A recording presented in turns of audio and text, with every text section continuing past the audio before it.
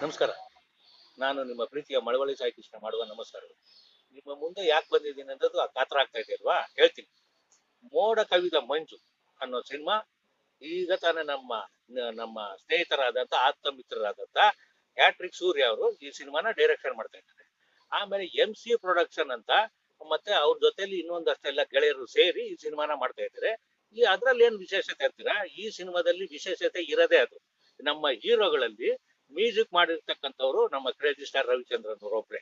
ನಮ್ಮ ಕನ್ನಡ ಚಿತ್ರರಂಗದಲ್ಲಿ ಒಬ್ಬ ಹೀರೋ ಆಗಿ ಮ್ಯೂಸಿಕ್ ಮಾಡಿರೋದು ಅವರು. ಅದು ಬಿಟ್ರೆ ನಮ್ಮ ಚೈತ್ರದ ಪ್ರೇಮಾಂಜಲಿ ನಮ್ಮ ರಘುವೀರ್, ಎಲ್ಲರಿಗೂ ಪ್ರೇಮ್ ಎಲ್ಲರಿಗೂ ಪ್ರೇಮ್ ಆಗಿರ್ತಕ್ಕಂಥ ನಮ್ಮ ರಘುವೀರ್ ಅವರು ಈ ಮೋಡ ಕವಿದ ಮಂಜು ಸಿನಿಮಾಕ್ಕೆ ಸಂಗೀತ ನೀಡಿದ್ದಾರೆ.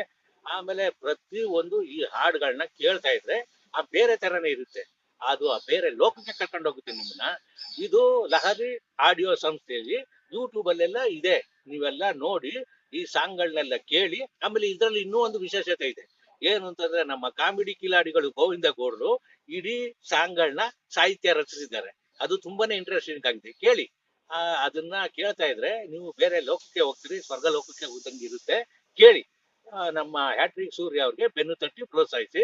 ನಿಮ್ಮ ಅನಿಸಿಕೆ ಅಭಿಪ್ರಾಯಗಳನ್ನೆಲ್ಲ ಏನೇ ಇದು ನಮ್ಮ ಕಾಮೆಂಟ್ ಬಾಕ್ಸ್ ಅಲ್ಲಿ ಹಾಕಿ. ನಾವು ತಪ್ಪುಗಳಿದ್ರೆ ತಿದ್ಕಂತೀವಿ. ಆಮೇಲೆ ಬೇರೆ ಯಾವ ತರ ಮಾಡ್ಬೇಕು ಅಂತ ಅನ್ನೋದು ಒಂದು ಹೊಸ ಐಡಿಯಾಗಳು ಕೊಟ್ರೆ ನಮ್ಮ ನಿರ್ದೇಶಕರಾದ ಹ್ಯಾಟ್ರಿಕ್ ಸೂರ್ಯ ಅವರು ಮಾಡ್ತಾರೆ. ಈ ಸಿನಿಮಾ ಸಾಂಗ್ಗಳನ್ನ ನೀವು ಕೇಳಿ, ಹರಿಸಿ ಹಾರೈಸಿ ಆಶೀರ್ವಾದ ಮಾಡಿ.